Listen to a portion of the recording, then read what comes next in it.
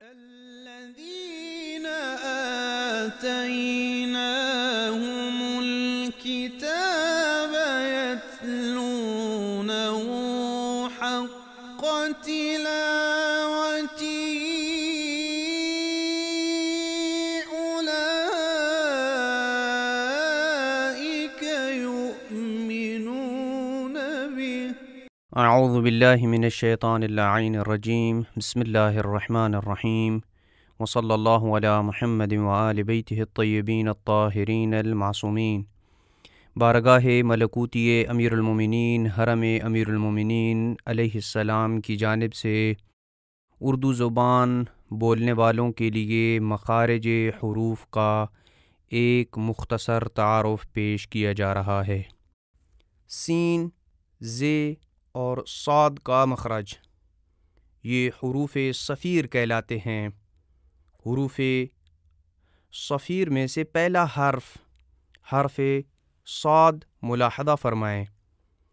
آگے کی جانب سے زبان کی شکل کے کیسے زبان کا سرا نچلے دانتوں کی اندرونی جانب کو لگتا ہے، بلکہ اندرونی جانب کی نچلی جگہ کو لگتا ہے، لہذا صاد کا مخرج یہ ہے کہ زبان کا سرا نچلے دانتوں کے اندرونی طرف کو لگے۔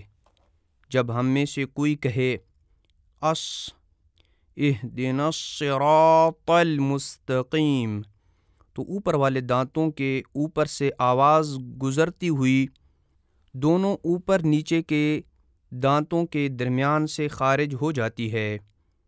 جب نچلے دانتوں کی پچھلی جانب زبان کا سرا لگائیں گے تو ہوا دباؤ کے ساتھ خارج ہوگی اور ہوا اپنے سامنے نکلنے کا رستہ کھلا پائے گی۔ کہاں سے رستہ کھلا پائے گی؟ اوپر اور نیچے والے دانتوں کے درمیان سے۔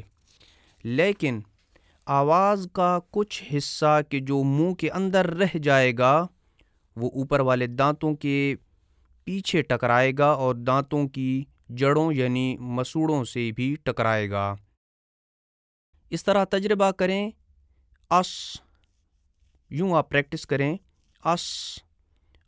آواز ہے کہ جو اوپر والے دانتوں اور ان کے جڑوں سے ٹکراتی ہے۔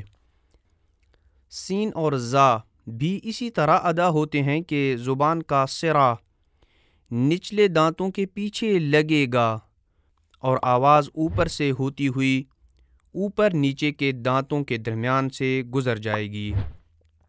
ملاحظہ فرمائیں زبان کی شکل اور اس کی کیفیت جب سین اور زا ادا ہوتے ہیں اور جب صاد ادا ہوتا ہے۔